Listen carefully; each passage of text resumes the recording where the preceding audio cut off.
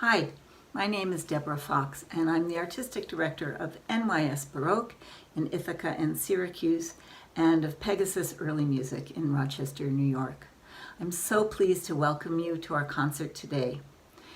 From a Hall of Mirrors, a concert of French Baroque music reflecting the glory and the virtuosity of the court at Versailles.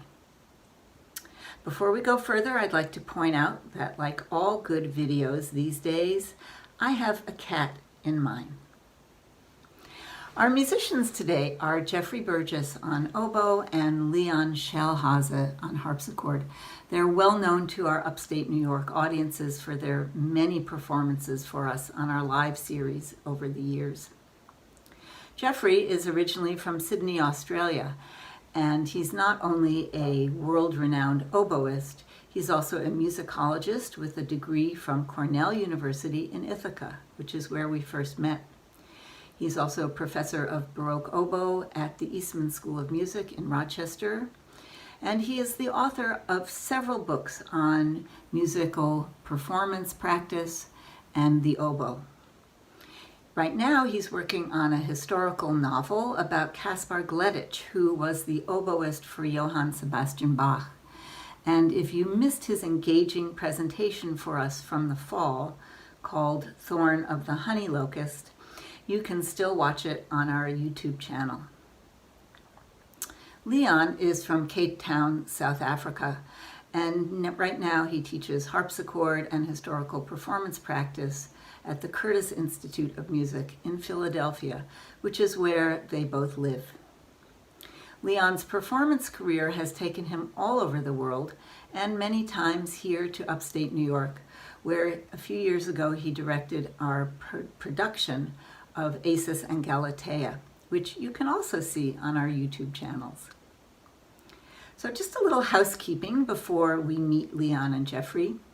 Please feel free to enter your comments and questions into the YouTube chat box at any time during this presentation and concert. Leon and Geoffrey are here online with us, and they will respond to you. There's a link to your program in the description area below your YouTube picture. We are thrilled to be able to offer you all of our concerts this season for free. At the same time, we are committed to paying all of our performers their professional fees to help them get through this pandemic when so much of their work has been canceled or lost. If you are so moved to make a donation to support our programs, we are very grateful. There are links in the description box, and we'll post them in the chat as well. Thank you so much, for with your support, you really help to keep the music coming. Hello and welcome to Leon Schelhase and Geoffrey Burgess. We're so happy to have you with us today. Hi, thank you. It's wonderful to be here, even if virtually. Yes, that's how we have to do it these days. So let's jump right on in and talk about the concert we're about to hear, whose title is From a Hall of Mirrors. So can you explain that, and what is the Hall of Mirrors, and what does it have to do with the theme of your program? Yeah, well, we wanted to do a program of French Baroque music, and when you think of that theme, I think that Hall of Mirrors in Versailles is the most iconic space that pops up. A space that was full of splendid events, grandeur at the court of Louis XIV and his successors, and it was also a space full of music. The other possibility with this idea of a hall of mirrors is to imagine that space but reflect into it. And of course, that's exactly what we're doing. We're playing music from around the court. Not all of it was written for that particular space or for Louis XIV, but it was very reflective of that environment. So we're starting actually with a piece that is quite different in style from the golden age of Louis XIV, written quite a bit later by a man who published a great deal of music, Boismortier, mostly for amateurs, and he was also well known in the fair theatres for the music he produced there. So that was very much on the perimeter of official court society and everything, so a very apt way to introduce this idea of reflection in this style. Outside going on in. So I see that it's for oboe and harpsichord obbligato. Leon, can you explain that? Sure, of course. Obbligato refers to the act of having the notes written for the harpsichord that are written out. So this is opposed to continuo, where the keyboard or any other continuo instrument would be playing from a set of numbers and essentially improvising over the bass line. Obbligato, obligated, means that the notes are exactly written out as the composer intends for them to be written. Now, this kind of almost like a violin sonata by Mozart, or a Beethoven cello sonata. Now, this era of obbligato sonatas for keyboard and any single line instrument becomes quite popular during the mid-18th century, and the famous pièces de clavecin en concert of Rameau, for example, are another example of these incredible obbligato pieces for harpsichord. There's Mondenvier as well, also wrote a big opus with, or two, of obbligato keyboard music with a single line instrument. And let me just throw in also that this piece was written for flute and obbligato harpsichord. So we're playing a transcription here, but it's a very effective transcription, I think, because of the key and the affect of the music. Yes. It lends itself well to this sort of transcription on oboe and harpsichord. Great, thank you. Let's hear it now.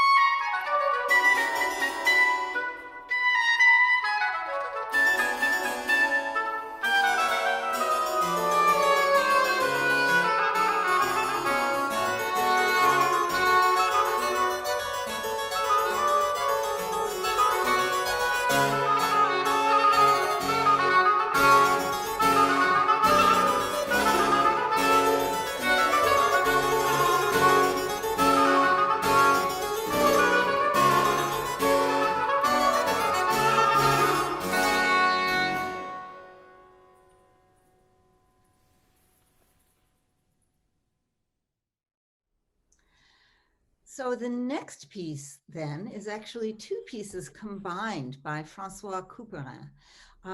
Tell me about it, please. Sure, Geoffrey, do you want to say about the two different pieces, and I'll talk about the Yeah, people? I'll start off by saying, this is something that we wanted to introduce here, the notion that the music as published is not necessarily the way it was heard.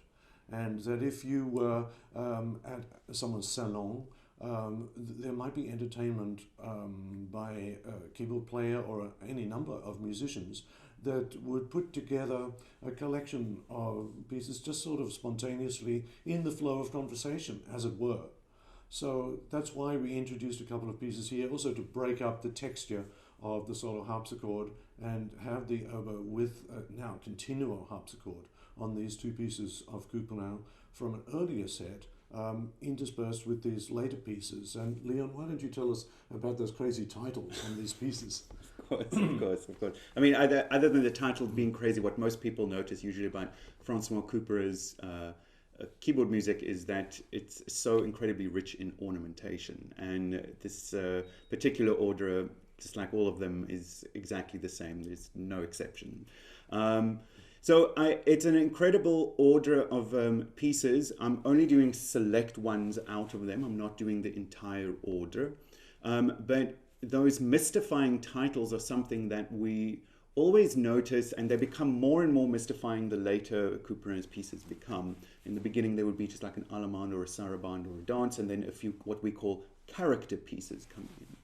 And what we understand these character pieces to be, with these exotic names or titles, is that they are reflections on possible individuals at court at the time of writing, which again, of course, ties into our mirror theme that we have here, this reflective nature of not just the mood of the music, but the actual subject of the music is reflective.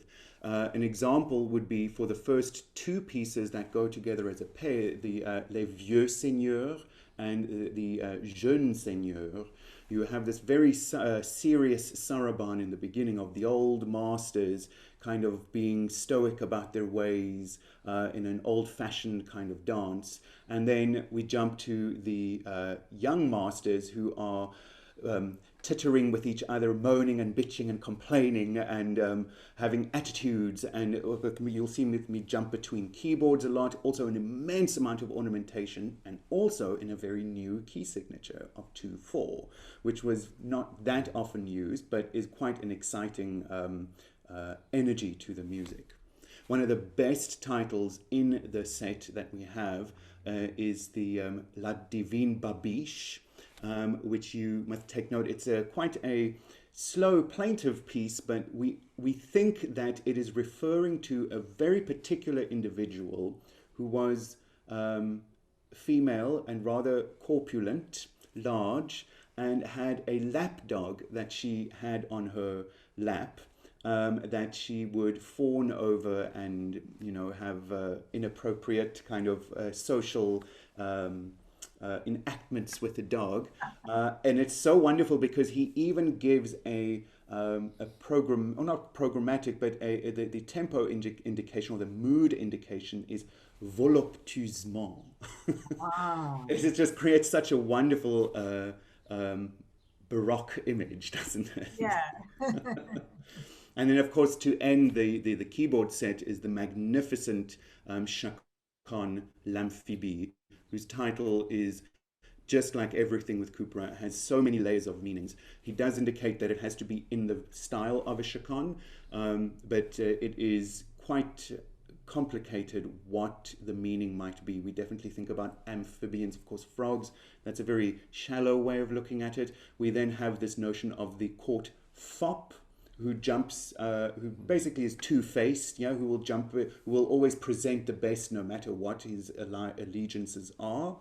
And then, of course, there's also some new evidence coming up, which I wish I had more details on, but discussions of it meaning and referring to a mixed salad, just a mélange of things in one plate or one bowl, as it were. So all these layers of meanings to the Couperin title. So fabulous. So that's about all of those different styles sort of thrown together in a chaconne over the same ground base. That's right. That's okay. right. Well, that makes sense.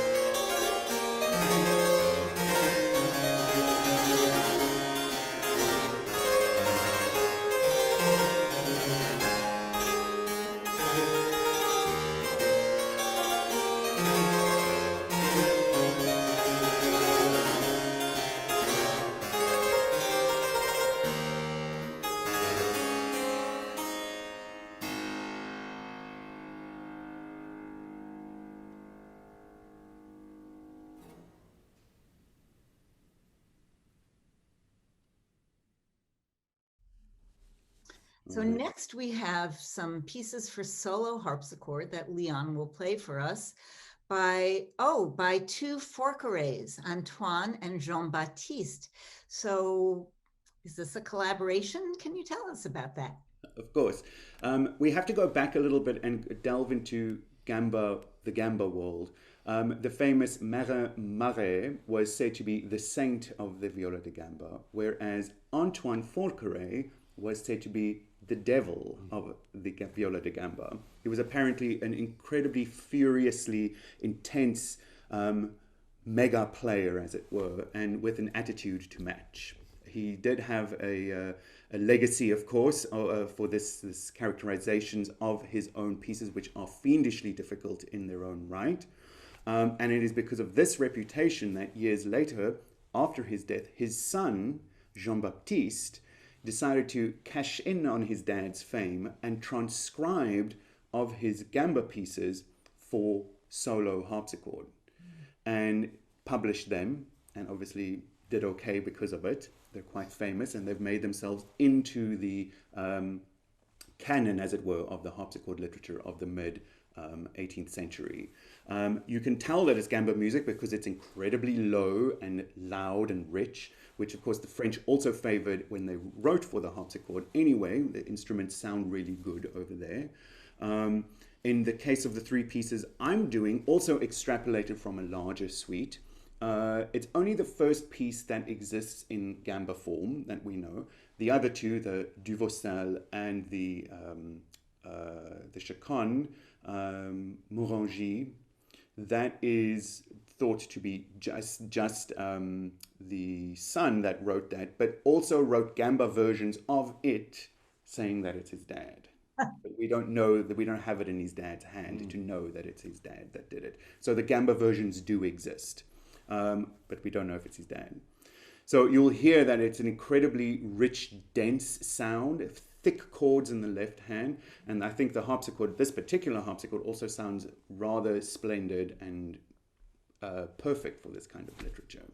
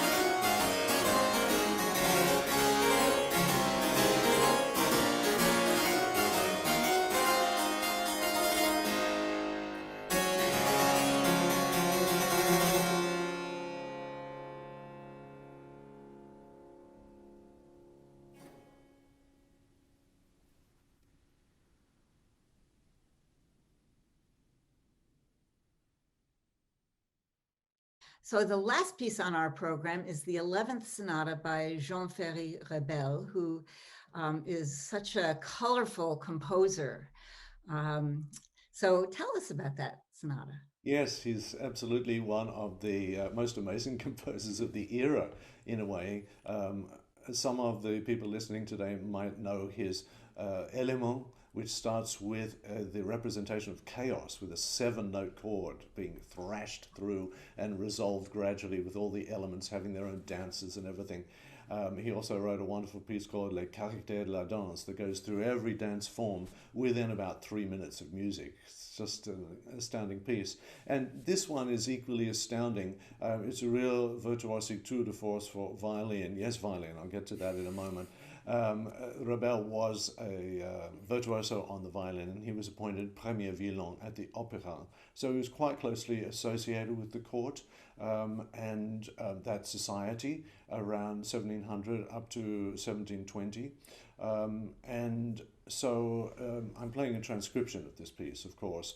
Another piece that seems to lend itself pretty well to oboe, but well, certainly for breathing, it has some challenges, and Leon helps me out in that, in the chaconne. It's an amazing piece because it has frames within frames. So in a way, it's also this idea of the mirror. It's sort of a mise en abîme of mirrors in this piece that you'll listen out for.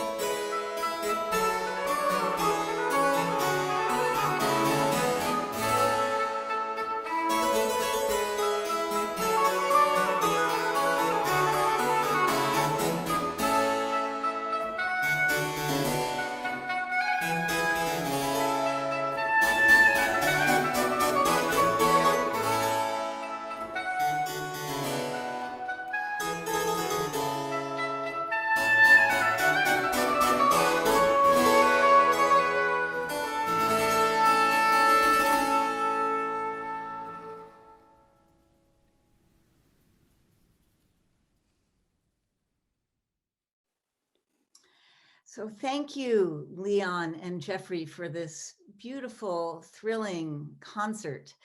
You really brought this rich era to life with not only the music, but also your stories. So thanks so much. Thank you. Thank you. It And was now, lovely. now for our audience, I just want to let you know that Geoffrey and Leon will be online with us right now if you have questions or comments through the YouTube chat. Yeah, wonderful. Thank Great. you. Thanks.